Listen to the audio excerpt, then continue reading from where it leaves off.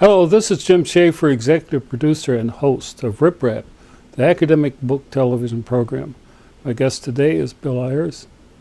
We'll talk about his book, Public Enemy, Confessions of an American Dissident. Welcome to Rip Rap. Thanks, Jim, very much for having me. This is an enjoyable book. I really like reading it. But as I told you, I'd like to talk about the end first, Okay. because there's that scene in the Grant Park that's just marvelous, and I think that also is a way of introducing the different struggles that you've had along the way. So, Want me to tell you about that scene? yeah, really. Read anything? No, just talk. Well, you know, we were caught up in the 2008 campaign. I was made into a kind of a caricature to try to bring down candidate Senator Obama.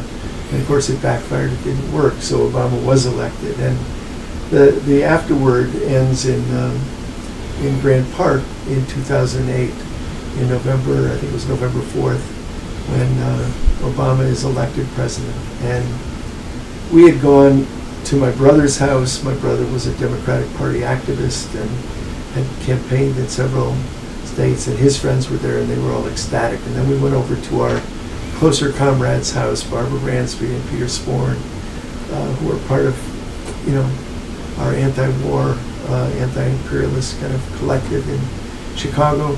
And there the tone was decidedly more sober and subdued, but nonetheless, the excitement was palpable. Bernie and I couldn't resist. I mean, the way I think I said it there is, there was nobody inclined to dance in the streets, but Bernie and I felt like we wanted to dance in the streets because we'd endured this long 8 years of Bush, Cheney, Rumsfeld. That was a lot. And then we'd endured this 4-month political campaign in which we'd gotten kind of caught in the middle of it inadvertently. And we wanted to go downtown when it was clear that it was over and celebrate. And when we got there, it was an extraordinary scene. It felt like there were 1 million people pouring in from all sides. And I got just caught up in it. I had no illusions about the election of a president, and I can explain that to you, but I have no sense that the way social change really happens is through electoral politics. I think electoral politics are not only corrupt, but they also, if they ever do anything positive, it's tailing after social movements. It's not leading them. And so, you know, in my estimation, Lyndon Johnson, who passed the most far-reaching civil rights legislation since Reconstruction, was never part of the Black Freedom Movement. And FDR was never part of the labor movement. And Abraham Lincoln never belonged to an abolitionist party.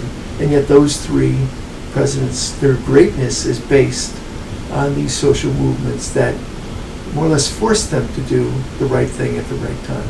So my politics are in the street. My politics are not in the electoral arena. But nonetheless, without illusions, there was something, you know, magisterial about that night.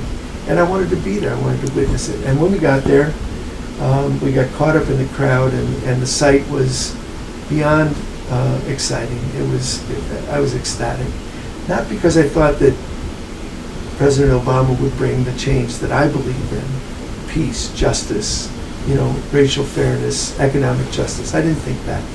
But what I did think is that 8 years of a really dark, dark cloud was passing. People were excited. This was a blow against white supremacy for this country, with this history, to elect an African American to the highest office in the land. It was something, and I wanted to witness it. I burst into tears that night 4 times. First, just seeing the crowd. It was the crowd. The way I felt that night was, I know this isn't going to last, but these are the people I want to be with. This is the world I want to live in. It was a feeling of joy, not anger, generosity, not revenge. Black and white, Latino, Asian, all of us together, young and old. And so the scenes that were big in my mind were things like an African-American grandmother in a wheelchair waving a big American flag, a young black man with his kid on his shoulders saying, I wanted her to witness this so that 50 years from now she can say she was here. and then, you know, a young Latino police officer dancing with an older white woman. I mean, those things, you know, that's the world I want to live in. I know it's not the world we have, but for that night it was a possible world. That was the fun of it. I burst into tears when I found the exact spot where 40 years earlier I'd been beaten and dragged off to jail during the Democratic Convention of 1968. And then when the first family came out, it was a very moving moment to see Lake Michigan and the brilliant starry sky behind, and to have this young, beautiful family stand up and say, yes, we are here, and we're here for you. I was the last person kicked out of the park that night, I think. I lingered, and I think we left the park about 2 in the morning. Again, I say all that, I paint that picture for you, but without any illusion that he would change the world for us. In fact, I remember saying that night, he can't save us, but with a little luck, we could save him. And that's how I see politics. I think we spend too much time staring at the sites of power we have no access to, like the White House, and too little time looking at the sites of power we have absolute access to, like the street, the workplace, the community. And that was all there that night, all in my heart, in my consciousness. The one image that I remember was Jesse Jackson, who can talk easily, silent with tears. Yeah, he was in about the 3rd or 4th row, and tears were streaming down his face. And I've known Jesse Jackson for a long time, and I don't think Jesse had any illusions either. I don't think he thought that without push from below, President Obama would be able to do the things that Jesse believes are necessary. I know that he believes, and I believe, that an independent peace movement is necessary if we're ever going to have peace. That a racial justice movement and an economic justice movement joined are essential if we're going to make any progress in this country. And frankly, if you look back over the last now 6 years, but the first 4 years, nothing could be clearer. The issues that made any progress, any forward motion, were the issues on which people did not shut up and put themselves in a closet. Queer rights. Those folks weren't quiet. I remember Dan Savage, the great queer activist, showing up at the White House at the point when President Obama was saying, I'm trying to evolve, I'm evolving, I'm thinking about the issue. And Savage showed up with a big button that said, evolve already. You know, and it was the lack of quiescence, the lack of politeness. The other folks who made progress were the immigration rights people, the kids from Chicago, the IJL kids, the Immigrant Youth Justice League kids. And they didn't shut up, and they didn't go away. And they wore T-shirts. You remember these T-shirts that said, undocumented and unafraid. And that all was hatched at my university with these kids coming out of Pilsen, coming out of Little Village, coming to the big public university and finding each other, and being able, by finding each other, to name the obstacle to their humanity and stand up. And they went to the White House, and they went in the streets, and they went to the Democratic Convention in North Carolina, and they didn't shut up. And they're the folks who are making progress. The people who are taking it easy. I mean, one of the saddest things in this last summer was the eviscerating of the Voting Rights Act. And you know, once again, I don't blame the Supreme Court. The Supreme Court is supreme. They are who they are. A bunch of white supremacist bastards, you know.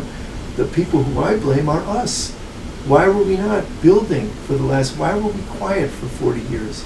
Why were we not pushing for an expansive view of being, you know, enfranchised? I mean, why weren't we fighting against felony disenfranchisement? Why weren't we fighting for the ballot to be taken into the prison? These are the things you have to push if you don't want to be set back, and we were set back.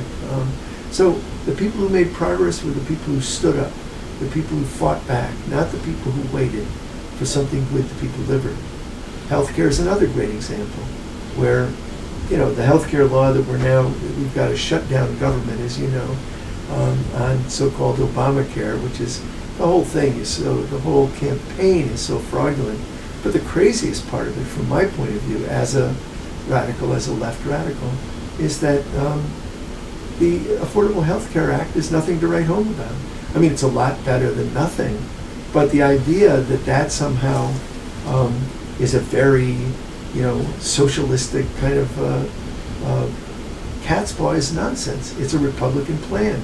The people who love it the best are the health insurance industry, because they're the ones who are profiting from it. Why didn't we fight harder for single payer, for a Canadian system, for a French system, a British system? That's what any civilized country would want. That's what we need, not to put more money into the pockets of the overly privileged, rich health insurance industry. So all I'm saying about that, Jim, is that yes, there was Jesse, there we all were, and a million other people coming downtown, not because there was anything to gain or anything to that we were demanding, simply to hold on to each other and look at each other and say, this is a possible world. Well, there did seem to be kind of a release of energy, that Huge release of energy, but the distinction I'm making is that most big crowds that I've been in, and I've been in a lot of big crowds, are angry, or they're demanding something, or they're, or they're like the what's it called, the Taste of Chicago. We're feasting and that kind of thing. This wasn't loud, or there's a drinking party, or a football game, or an angry demonstration. This had none of those qualities. It was pure relief. We were kind of floating quietly over the moon, and everyone we saw wanted to take a picture, wanted to hug, wanted to dance a few steps, and it just was delightful. And yet there was no space at downtown. Everybody was pouring in. Every road was clogged, every train was clogged. There was no plan, we just came. And people just didn't seem to think they could believe it, that this had happened. It was a bit unbelievable. And that's, I think, a lot because of the history of the country. And, we have an amnesia problem in this country, but if you think back 5 years before that election, the idea of an African-American president was preposterous. It was not something that anyone thought was possible. Just like before this last summer, when Edie Windsor won that lawsuit, nobody thought that gay marriage was a possibility a decade ago. And now it seems not only a possibility, it's inevitable. It's the end of that piece of nonsense, and good for us. Progress happens, and sometimes it's from the strangest places. But the one thing I'm certain of is that power concedes nothing without a demand, that it's people, on the ground who make a difference, not the politicians who more or less follow the pressure from the ground. One of the things that intrigued me about this book is that you got to know Barack Obama, and you made some comments just now about that. What would you like to say about the man that you've worked with and know? Well, I knew Barack Obama. I don't remember when we met. I'm sure I wrote about it. But we were on a couple of boards together in Chicago, and we were neighbors in Chicago in a small, pretty tightly knit neighborhood. And it would be like you, Jim, somebody saying, well, you knew this guy in Ann Arbor. Yeah, you know guys in Ann Arbor, and that's the way it is in Hyde Park. We knew each other. We were friendly. And we sat on a couple of boards together and spoke at a few conferences together. So I knew him. I wouldn't say we were best friends. I don't ever remember sharing a milkshake with 2 straws. And on the other hand, I knew him. And when he was asked about our relationship, and he said, I was a guy around the neighborhood, that struck me as just about right. I thought he was a guy around the neighborhood. And it was before he was mega famous and had high wattage. He was a guy we would run into at the bookstore or the supermarket. So we knew one another in that way. I often said about Barack Obama, really from the beginning of meeting him, that he was the smartest guy in any room he walked into. Very, very smart, very learned, very curious, very interesting. He was a compassionate and decent guy, a great papa, a good man. That doesn't mean he had left politics. Didn't mean we agreed on politics. And the whole attempt during the campaign, first by Clinton, then by McCain-Palin, and by the right-wing media, to somehow make him something he wasn't, was despicable. So when he said during the campaign, I'm a moderate, middle-of-the-road, pragmatic politician. He got it exactly right. The right wing looked at him and said, no, he's a secret socialist, pals around with terrorists, a hidden Muslim, and that was their crazy lunatic line. But the left was somewhat similar. They looked at him and said, I think he's winking at me. But he wasn't winking. He said the truth. Moderate, middle-of-the-road, pragmatic politician. He also said, again and again, if you want peace, build a peace movement. I think, the most interesting thing he said during the campaign, that first campaign, was when he was asked who Martin Luther King would support. And he said King wouldn't support any of us. He'd be in the streets building a movement for justice. Now, only somebody who'd been a community organizer could have said such a thing or understood the truth of such a statement. But he's absolutely right. King wouldn't have gone begging for this candidate or that candidate. He'd have done what he does, build a movement for justice, and then see where the chips fall. But don't sell yourself out to some politician in some vain hope that he'll reflect your deepest values. That's never going to happen. So I think Obama was, as I say, a good guy, a smart guy. I have a lot of friends. My dad was living with me during those years. He was, Republican, head of Commonwealth Edison. I didn't take a political litmus test on him either. In fact, I don't know anybody who does, who says all my friends passed some political litmus test, and I don't think Obama did either.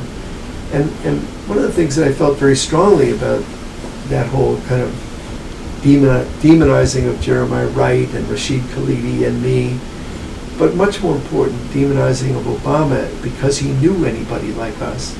And my response to that is that it's the old guilt by association nonsense, and it's very treacherous and very dangerous politically. But more than that, in a wildly diverse democracy like this, speaking to the widest number of people and then having a mind of your own should be seen not as a sin, but as a virtue. And the fact that this politician knew a lot of weird people all across the board in Chicago, that's a good thing. Doesn't mean he believes what we believe or, takes advice from me. I wish he did, but he doesn't. You said in that night in Grant Park, let us have this night, because you had seen the world you want to live in. Right. And what I mean by that is a world of love and generosity, not fear and anger. A world of people embracing one another across all kinds of categorical divides that characterize our country, black and white, young and old, poor and wealthy. We were all there, and it didn't matter because we were there without masks, without pretension.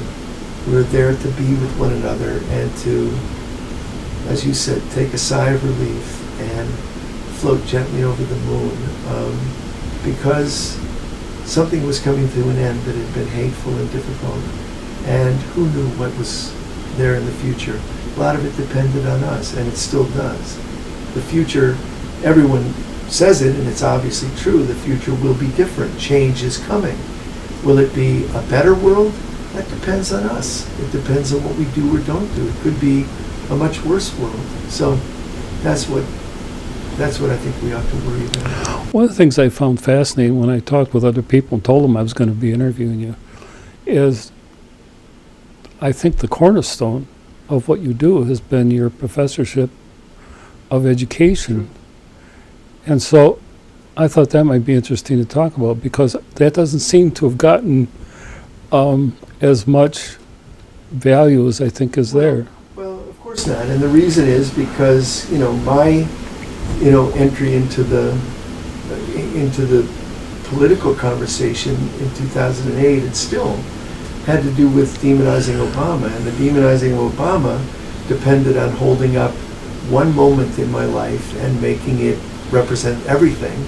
And the truth is that that moment, the period of the Vietnam War, especially the last 5 years of the Vietnam War, and my militant opposition and my being one of the founders and leaders of the Weather Underground, that had way too much symbolic heft for the opposition to Obama to leave alone, and so that's what they used to punch him around with. But no, I mean, the work that I do, and I see no contradiction. I know people do, but I think people create these cartoons about others. But in my own life, I don't see any opposition between being a civil rights activist, an anti-war activist, a socialist, and a teacher. Those things don't seem in contradiction to me. But a lot of my work and most of my writing is about education. And I think in many ways this is the most relevant, this moment that we're living in now, the relevance of a focus on public education and fighting for public education has never been stronger. It's what I do, and it's what I do day in and day out, is to fight against the kind of juggernaut that's trying to privatize the public space, that's trying to demonize teachers and destroy the collective voice of teachers.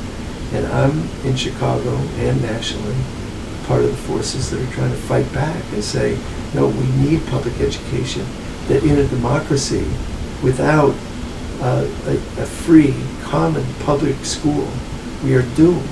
And that free, common public school is under huge assault from the powerful, including from the Obama administration. And that's what I spend most of my time resisting. Well, the issue, one of my professors in my grad school classes told me that the rationale for the No Child Left Behind law was plagiarized from a report on the Council of Higher Education saying, don't do this. And the title was ripped off from a woman who had a foundation to help kids. That's right. And I thought that really succinctly encapsulates what the whole thing, just like you said, it's to take away public education and privilege private, parochial, and charter schools. Exactly. No Child Left Behind is stolen from Marion Wright Edelman, the black civil rights lawyer who ran the Children's Defense Fund for many years. Yeah, and now we have Race to the Top, which is just No Child Left Behind in drag, just as Arnie Duncan, the Secretary of Education, another South Side Chicago guy around the neighborhood, he's really just Margaret Spellings in drag. He's just like Bush's Secretary of Education. And the crazy thing is about the Republicans, the Democrats, the foundation officers, and the corporate reformers, is they have a simple strategy, and it has three parts. One is privatize the public space, give the public schools to private managers. Two is destroy the collective voice of teachers, meaning their unions. And the bizarre thing is that, and kind of demonize teachers in the process. And three is reduce education to a test score. And really that's only for other people's children, because Arnie Duncan's children, Barack Obama's children, Mayor Rahm Emanuel's children, they go to schools where they have arts and music and clubs and sports, and English literature is honored and valued. But they ask for other kids that they go to schools where drill and skill and test taking is the whole purpose, and that is a catastrophe for democracy. And the reason that's true is because in a democracy we hold as a precious and fragile ideal the idea that every human being is of incalculable value, which means that the fullest development of each is the condition for the full development of all. And that is under attack, and that's why we have to fight back.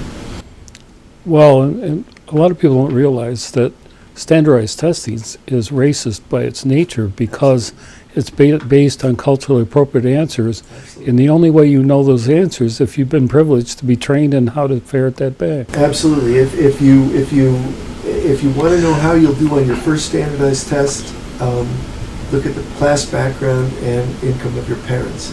All this fancy, apparatus that pours billions of dollars into the Pearson Company really is just a gloss over.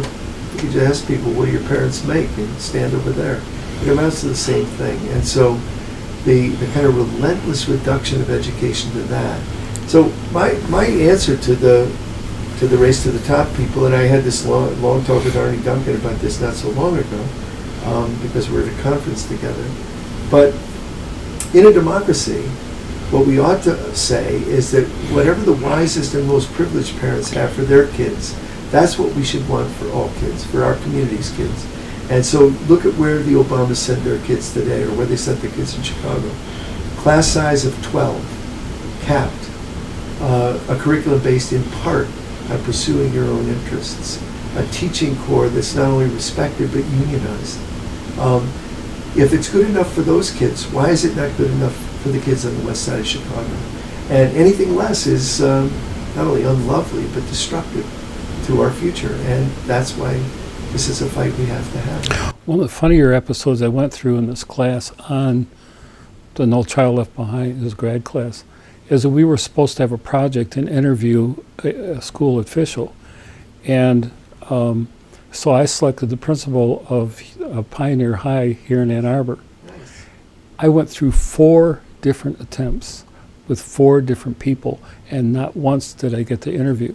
Because as soon as they knew that I knew how to interpret the numbers, and that I already knew from the research director of the school district that black students took 20 points less than the white students, they found all kinds of excuses of handing off, no, we can't do it. And it would go up to just before the actual interview, and I'd get a call and say, I can't do it. I love it.